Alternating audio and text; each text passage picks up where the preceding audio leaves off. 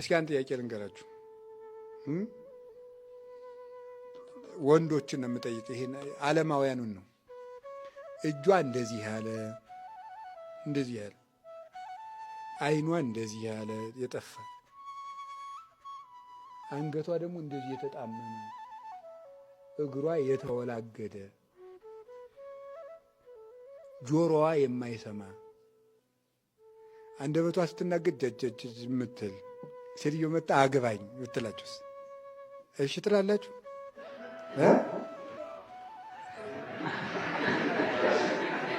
ተው አሳቁ። አንዳንድ ጻድቅ አይጠፋም።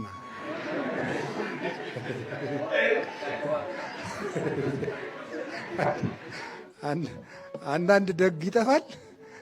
አይጠፋም። ጥሩ ነው። አይጠፋም። ጥሩ ነው። እሺ አትልም ሰውዬ።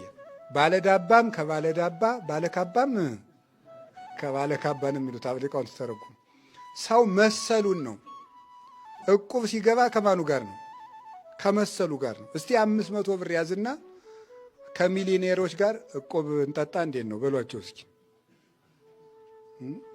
አብዶ መሆን አለበት፣ ወደ ሕክምና ወሰዱት ነው የሚሉት።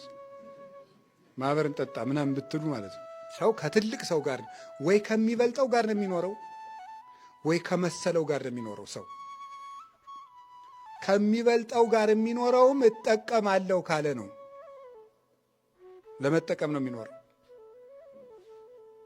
ካልሆነ ግን ከሚበልጥ እሱ ከሚበልጣቸው ሰው ጋር ቢኖር ይሻላል፣ ይወዳል። መበለጥ አይፈልግም።